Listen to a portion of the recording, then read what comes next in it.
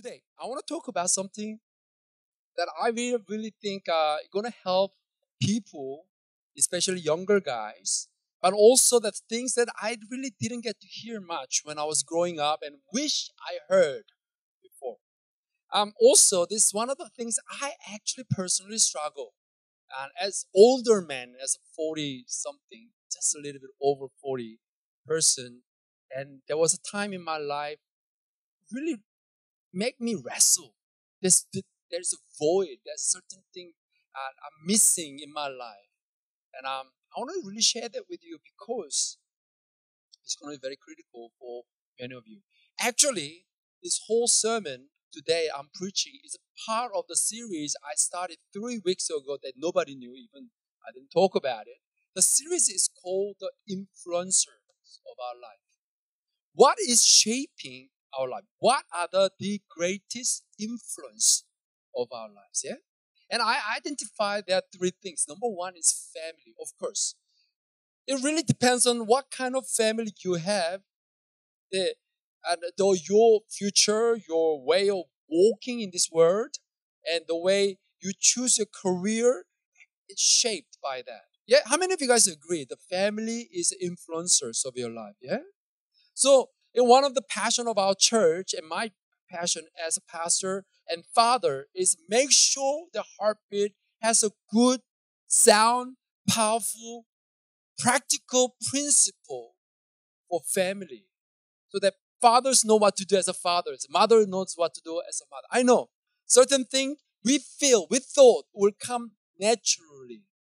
But I think fathership, mothership is now it has to be learned behavior. We have to teach people, mother and fathers in this world, and it will impact the next generation. Yeah, I believe church is another influential because I was growing up in the church, and what kind of church, what kind of a community that you belong to, spiritual family, it really definitely mold you, shape you.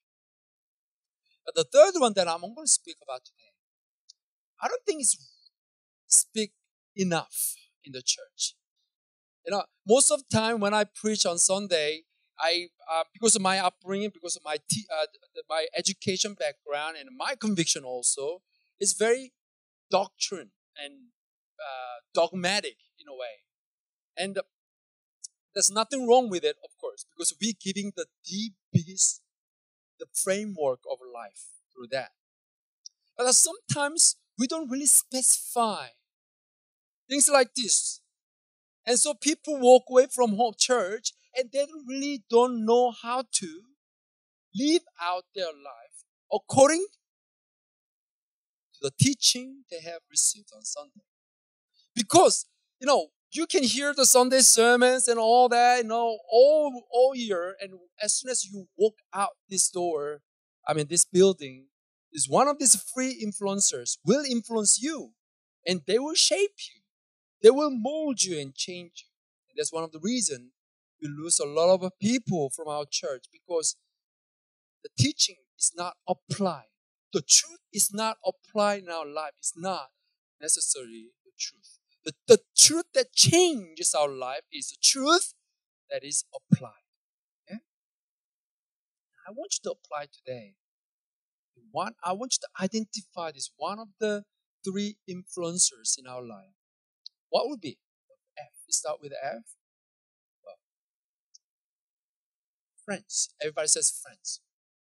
How many of you guys agree that friends are the influence? You're like the one of the greatest influencing factors of your life. Come on. Do you agree? The friends are the ones actually um, shapes you, your character sometimes. It shapes your worldview as well, and it shapes your passion in life as well. Some people become a sportsman through their friends or artists through their friends.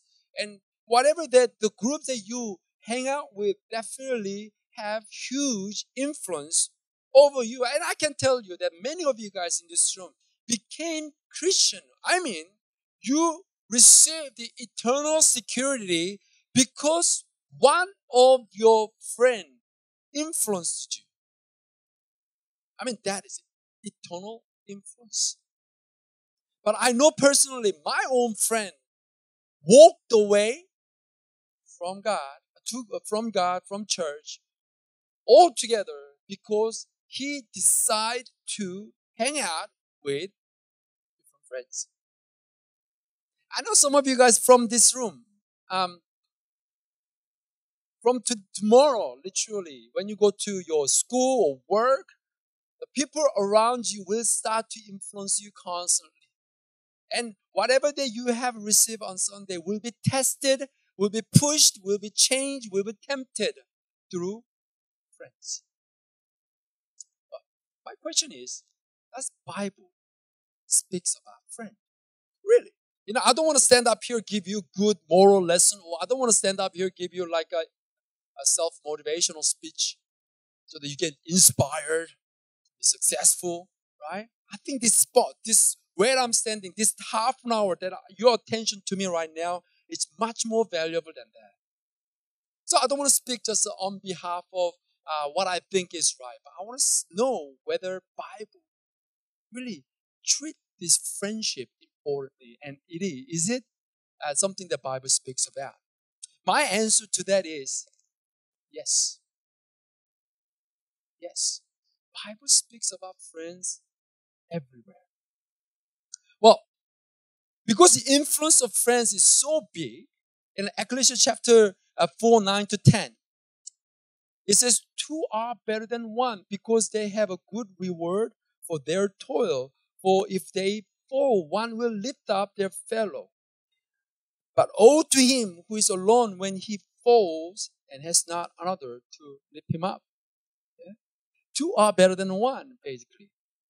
I mean, the void I was talking about was, I don't know when, but I think when I turned 40 and I was sort of going through kind of a midlife crisis. And I'm laughing right now, but back that time, it was not easy to swallow, really. I came to Australia when I was 20. So all my childhood friends are in Korea. So after 20 years old, I didn't really get to make any really friends. There was a acquaintance, the people who liked me. And because I straight dive into the ministry, I have a lot of people that I taught and I did a ministry to. But are there friends that I can just walk up and just like have a drink with him and I just watch movie together? Hey, you want to hang out with him? If I do that to you, you get scared. What did I do wrong, Pastor? There was time that I got so lonely. There was a like internet chat room there, and I was just like just anonymous, so you don't know who they are. So they say hi, hello, and they are very friendly to me, all that stuff. And we got to speak about your job, and people, I'm a like accountant, I'm a student, and all that stuff. And what do you do? And I said, I'm a pastor.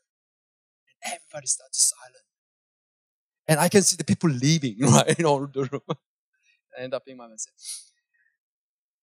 And well, during that time, I really wrestled with the thought that, hey, hang on a minute, I don't have any friends. I know my wife, she's my friend, of course, but I want a guy friend.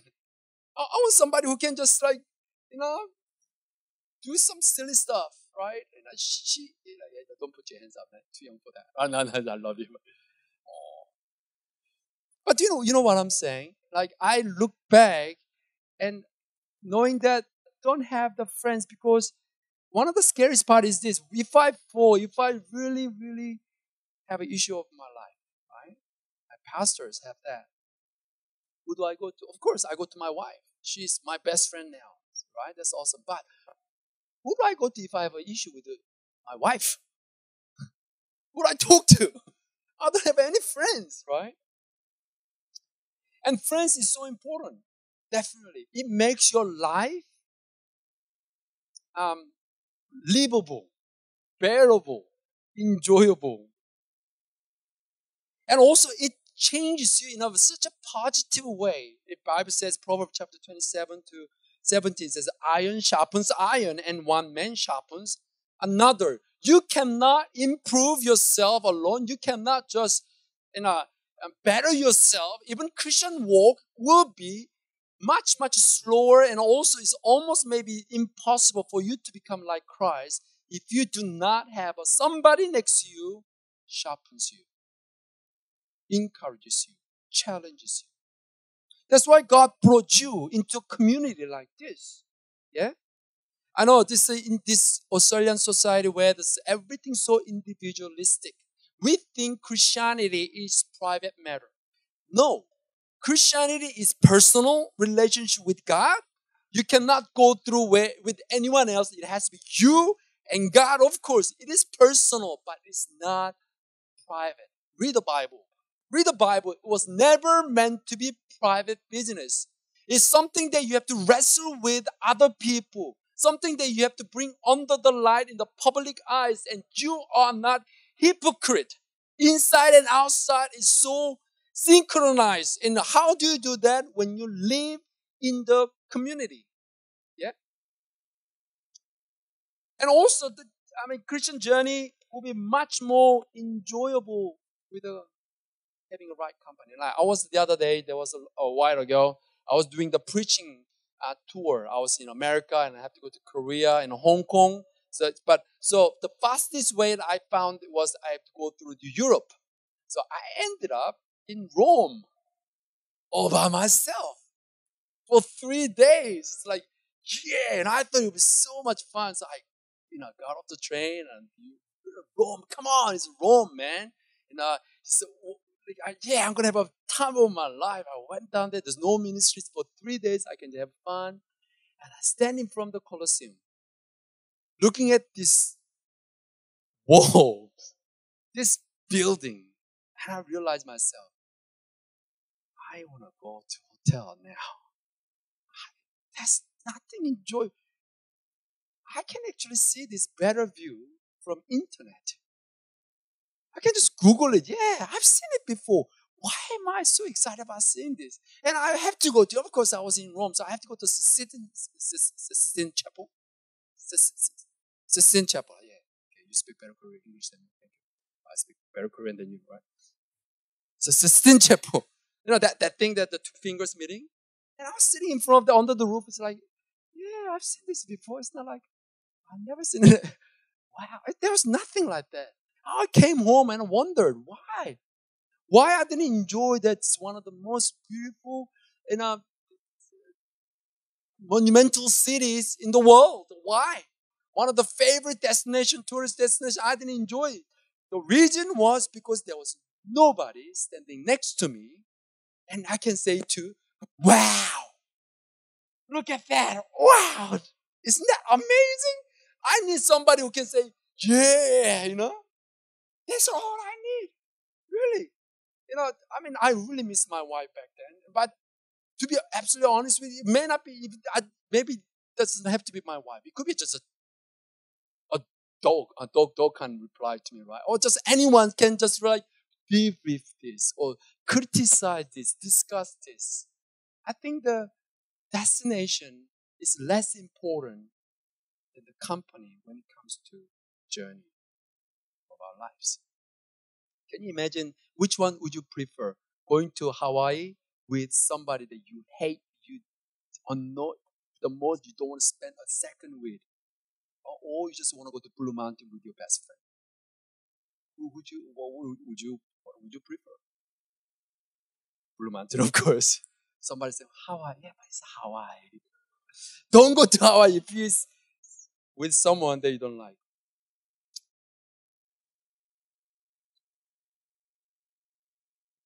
Friends has that much of an influence. It gives salt and the taste and the meaning of your life in many ways. But there's also downfall of having wrong friends. There's actually, because it's such a huge influence, it can ruin your life having wrong friends. Let's be honest with you, right? Well, Bible says, Proverbs chapter 22, 24 to 25, do not make friends with a hot-tempered person. Do not associate with one easily angered, or you may learn their ways and get yourself ensnared. So, Bible not only talks about the importance of having friends, but it warns us not to have wrong friends. Many, many good people fall away and lived out completely different life. You know, the potential they have is so high, but they never end up living up their potential is because he or she surround himself with the wrong friend. Because if you associate with an angry man, you will learn their ways. One of my best friends who passed away, by the way, we grew up together from primary school. He's one of the most talented guy. He's one of the most smart guy that I know. Handsome guy too. Um, and he's like my brother because my two brothers are twins, and I treated him almost like my brother. But there was a time that he dripped away from church, from faith, from everything. Literally because there was another friend in our group of circle of friends. He ended up going to same high school with him, right? And he decided to really, he sort of ended up hanging out with him a bit longer, a bit more than me. And there are times he actually lured me, hey, why don't you come? Why don't you come and just let's go and have a drink? Let's go and have a, so in high school, he already started smoking, right? But I was so goody to shoe and it's like, no, I don't want to do that, right? But he was like, no, no, no. So because I was actually decided not to do it, I was sort of staying away from him. He's starting to hang out with him more. And by the time I came to Australia, he already, he finished high school, but he didn't go to any more than that. He working in random places here and there. He didn't get to live up for his own really potential. But a few weeks before I came to Australia, he actually sit down with me and eye to eyes for the first time he shared from his heart said, Joshua, I look back one day, I realized if I went to the same high school with you, my life would have been so much different. It's not that I hate his friend, which is my friend as well, that he hang out with, but he realized I let him influence me more than you influence me. Because he seems to be more fun. He seems to be more entertaining. You go to church all the time. And there are times I wish I went with you. Plug in like you. And now I live completely different life. Man, he was only 20. He was only 20. And he felt like he's saying, almost sounds like he lived up 46 years old and, finished his life like that. It's like, dude, man, no, you're so young. You'll be all right. Don't worry. But guess what? About 6 years later, I got this news. Phone call from the other friend said that this guy got killed, accident in the construction place where he was laboring. What I'm saying today is that I'm going to give you very, very biblical but yet practical lesson that I want you to really seriously think about. The friends that you have. And I hopefully through this, you will learn to value your friends, but also you have a right understanding of the definition of true friends. Okay, this will apply to your boyfriend, girlfriends as well, right? Because maybe the way you're born in this world is not your choice, but the way you live is definitely your choice. And the way you live will be influenced by the groups of friends that you choose to surround yourself. Don't think that you have no choice in this. Don't think that you cannot walk away from friendship that you have. Maybe that's not friendship at all, right? Because it's going to ruin you. Or for those people who has a good friendship, but you are not a good friend. You're a terrible friend. And somehow through this, you learn to value friends around you. Sounds good? All right, let me just continue on. 1 Corinthians 15:33. Do not be misled. Bad company corrupts good character. So it's basically constantly talks about you can be shaped and guided and molded by friends around you. So are we agree on this so far? Are we all okay with that? Yeah? So are you reviewing your friends right now? Yeah? Okay. Okay. It's okay. Well, today what I'm trying to do is that is there a biblical principle that we can extract up to apply into our life to identify true friend? It's one of the quotes that I Googled. Right? And all the answers in the Bible, but everything else, the answers are in Google. Right? In life, we never lose friends. We only learn who the true ones are. Learn from this older man. Yeah, there are people that I thought my friends, but actually they are not really my friends. We hang out together, we did all sorts of things, but the true friends wouldn't do it if they really love me, care for me, value me, honor me, trust me. You know what I'm saying? So maybe you have thousands of friends in your Facebook, but yet you have no friends because you don't have true friends. How do we define and identify the true friends? Well, John 15:12 to 15. I don't know, just when I was preparing this sermon, how God put us into this friendship, this level of friendship, or elevate my status with God in this passage. It just changes everything. The way I thought about friends is actually changed through this passage.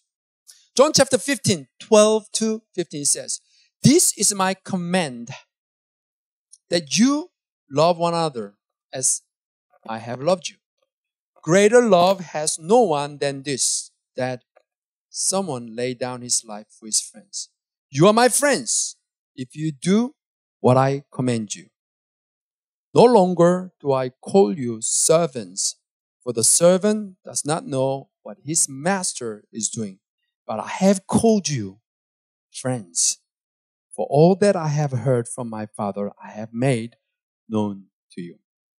If you want to identify true friends in your life, I think there are lessons from here, because the way Jesus laid down what friends are, what true friends are, because he is real, true, ultimate friends that we can have. And he put himself, I am your friend. I want to be your friend. He putting us into the level where that I can really hang out with Jesus. It's not just master and servant relationship, but it's a friends relationship. And he put it out this way. The reason I'm your friend is because I'm doing this. Right? This is a great principle to find who true friends are. There are three things that came out to me out of this passage. It's number one, sacrifice. Number two, truth. Number three, intimacy. Sacrifice, truth, and intimacy. I'll read the passage again, really. Because verse 13 goes, greater love has no one than this, that someone lay down his life for his friend. Lay down his life for his friend. In your friendship, if your friend never sacrifice for you, or if you think of yourself as a friend, you're never willing to sacrifice, give out, take the damage for the sake of friendship, you have to rethink about that friendship. You always have a good time when everything goes well, and he always show up your party, but he never shows up in the painful, saddest, hardest time of your life. That speaks about friendship that you have. The friends are who knows how to sacrifice. They are the true friends. I was asking my wife today, this morning, and she was actually sick, so she couldn't come. Is there anybody in your life you can actually count, right? That if you need really help, if you need real help financially, or you need a place to stay, right? If everything's like messed up, is there anybody in your life that you can count on? You can just knock on the door, just one phone call away, one email away. Hey, can I just stay with you for a while? Are there some friends like that? Well, that's outside of the family. Outside of family. Okay, come on, guys. Let me give you 30 seconds. Are there friends like that in your life? I'm not talking about your family, right? I'm not talking about the people that feel like responsible to give you. I'm talking about there are friends who are willing to sacrifice. Oh, are your friends always are the people that you have to prove your worth? You always have to show that you are good enough to become their friend.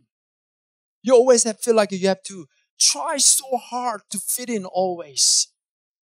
And you are the one always the hard work all the time, but you never gain anything in return.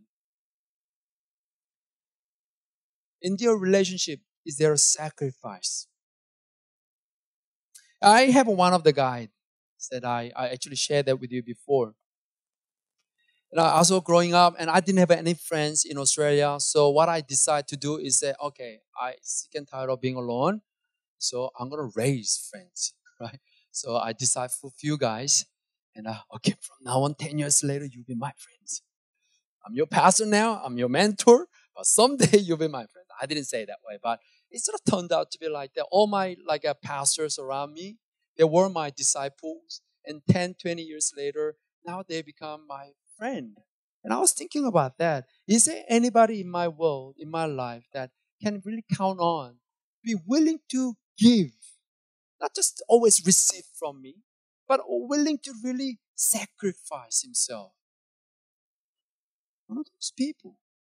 Actually, some people gave our family amazing lump sum of money so that my wife can recover and I could recover from like a burnout. Right? That was just amazing how these people, like even my parents, wouldn't be able to do that. Even I don't know if any of my congregation can do this. Like, have you ever really come up to Pastor Joshua? Hey, Pastor Joshua, I think you need a rest. I'm going to send you a holiday. How many of you guys ever done that? But that's what the Bible said. Jesus laid down his life and saying, this is reason why I love you. My friendship is not just a word. When I say I'm your friend, it's not just saying that I want to just have a good time with you. No, it's much more than that. I will sacrifice. I will sacrifice something for you because you are that valuable in my life. True friend can be known by that. How about this? Delight in truth. The truth. Well, Proverbs chapter 27, 5 to 6, it said, better is open rebuke than hidden love. Wounds from a friend can be trusted, but an enemy multiplies kisses. So your friendship need to base on the truth. It's not like, hey, let's just do something fun together. Let's just do like mess up our life and just like destroy something and yeah, because I'm your friend, right? Trust me, they are not your friend. They're just blind guiding the blind. True friends are the ones who will be able to say no to you when you know is ultimately going to harm the person. Bible says the love does not delight in wrongs, right? Do you remember that? 1 Corinthians 13. True love really delights in the truth. When you have a friends, you know how to speak into each other's lives. I'm telling you, most of you guys have very superficial friendship because you never allow your friends speak into your life. You never allow your friends to offend you. The moment they offend you, you're not my friend no more. See, the true friend is not known by the things the person says in front of you. But the true friend is known by the very thing that he says about you when you are not there. All these friends say, I like you, I love you. You know how church is so good at it. Let's give each other hugs. Say, I love you. So we say that we're good at it. We do it all the time. But you know what? How hypocritical it is sometimes because we are not ready to receive the truth from each other. We are not ready to sacrifice. That's the reason why your Christian walk is not improving. You are not becoming like Christ at all. You are exactly the same who you were last year. And now, because you do not allow anyone to speak into each other's life. Does it make sense? I mean, one of the things that I really enjoy through my ministry is there was sometimes really groups of people got it. They got it. So they made a pact. They call like 3 people meet up together like twice a month. They meet up together voluntarily. Hey, do you want to just have a prayer group with me? But when they meet up, they be brutally honest to each other. It's not like intentionally hurting each other. If somebody like say something and they say, okay, I'm gonna top it, I'm gonna revenge, right? It's not like that. They in the beginning they share their struggle, their vulnerability. They say, hey, I have a pornographic issue. So that 3 people share. Okay, and I have an issue with my anger with my parents. And I have an issue with money. So they share with that. And every time they get together, what do? They allow each other speak the truth into each other's lives. I'd rather get hurt by you and improve rather than have this sugar-coated wording that, oh, you'll be all right, you're fine, it's okay, man. I don't want that from my friends. Enemy multiplies kisses when the true friends rebuke you. Okay. Is there anybody in your life that can actually rebuke you and you will not take it personally or you don't get offended? If you don't, maybe you don't have friends. Maybe you don't have a true friend who is not afraid of speak the truth to your life. But lastly, true friend is different to slaves. True friends are not users. There are people just such a user. You know what I mean, eh? People come and they're just happy and they just always hang out with you whenever you got something to offer to that guy. Yeah? They always show up to your party and the birthday, all that stuff. But whenever you really need the person's help, can you give me a hand on this? It's like, oh, I'm sorry, I'm busy. Never available. Never really allow themselves to be inconvenient themselves. They always have this kind of what do you call this the measurement thing is so that is it going to be profitable for me or not? They're the users, right? You know what I'm talking about. Let's be brutally honest with you because I know it's such a scary thing to be alone in this world. So you will just go onto the street and make up with any friends that you can make. So can you be my friend? I don't care. You just became that kind of victim of your loneliness that way, and you never get to have a friends, true friends. What Bible says that if you're the true friends, they are not user. They share their heart, they show thought, their vision, and their desires with you. And you do the same. That's what Jesus says. No longer do I call you servants. You're not my servant. You're not just my servant. Yes, you will serve me for the purpose of kingdom.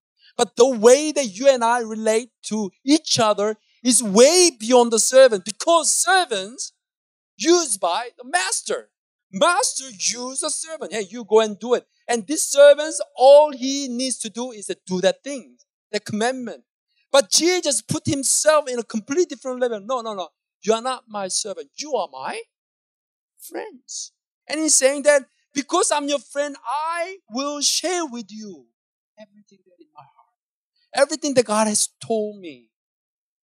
See, the servant does not know what his master is doing, but I have called you friend for all that I have heard from my Father I have made known to you. Which means there's a great sense of intimacy there. There's an intimate relationship.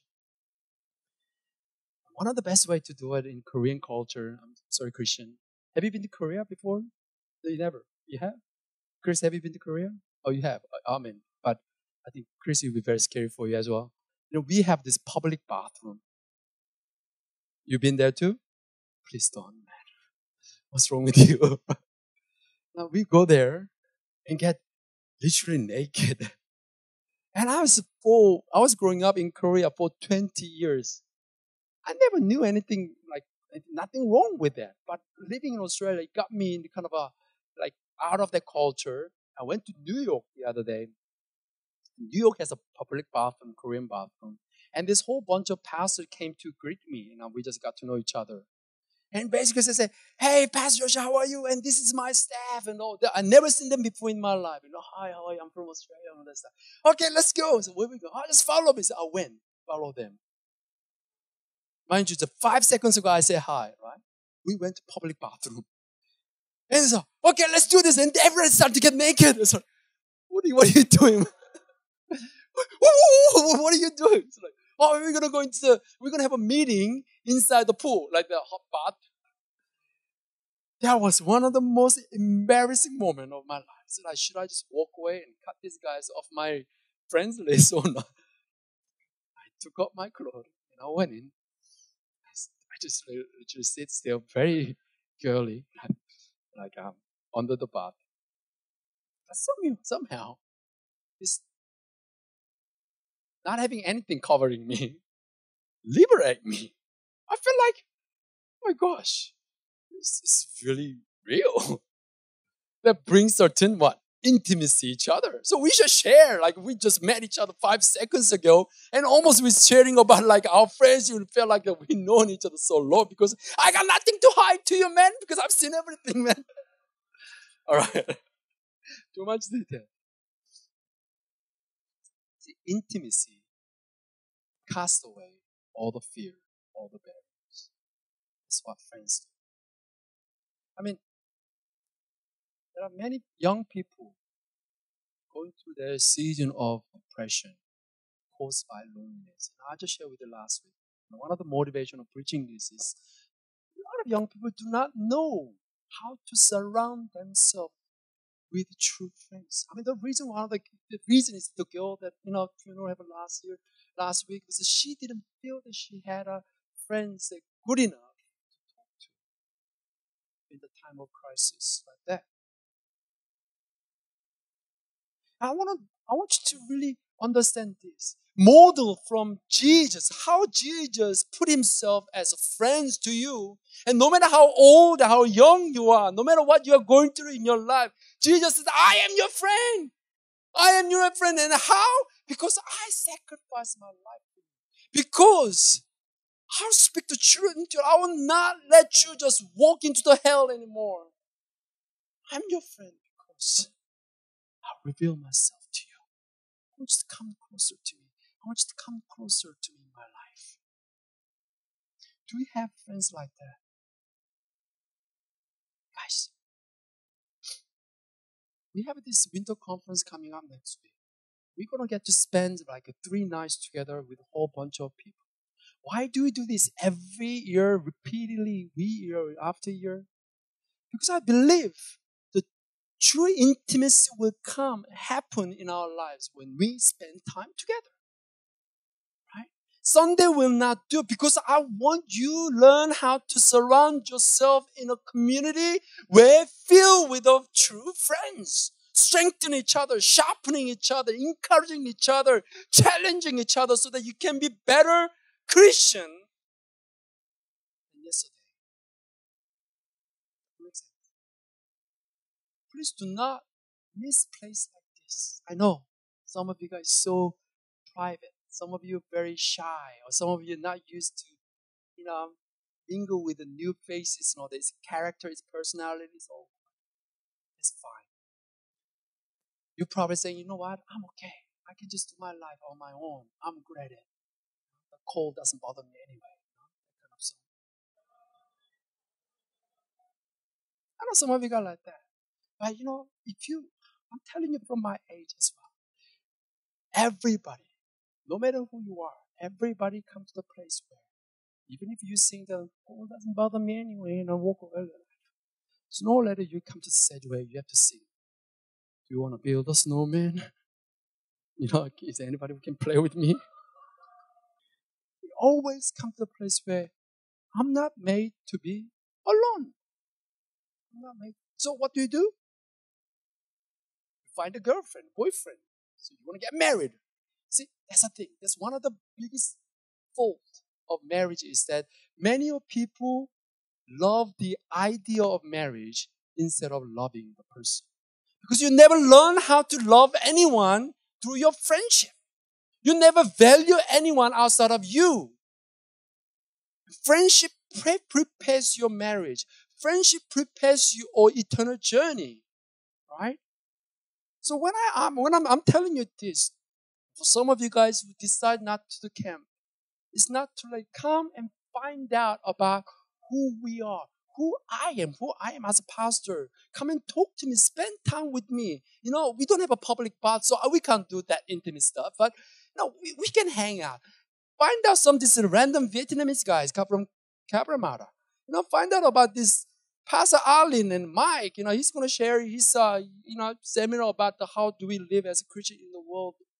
Find out about each other. Why would you isolate yourself?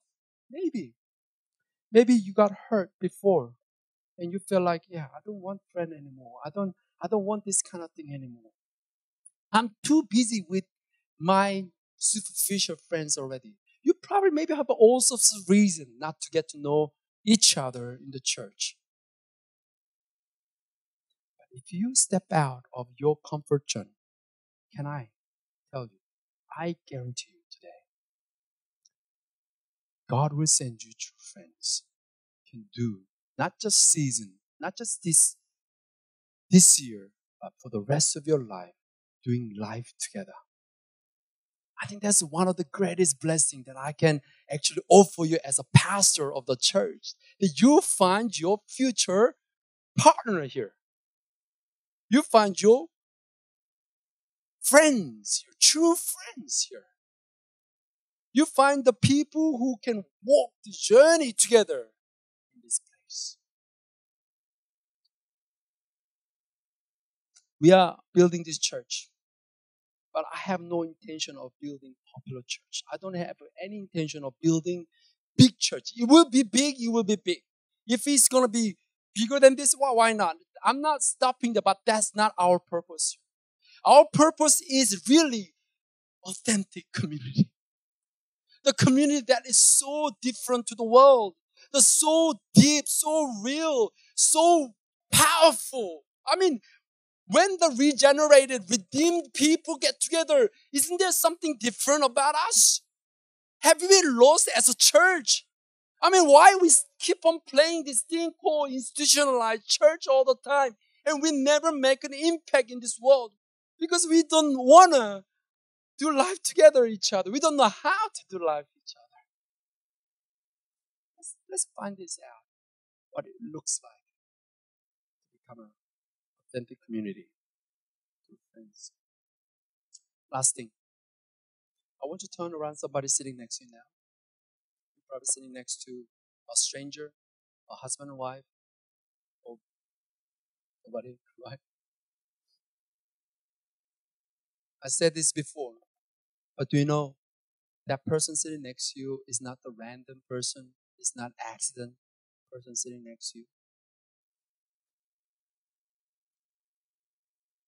How many of you believes that God has put that person in your life?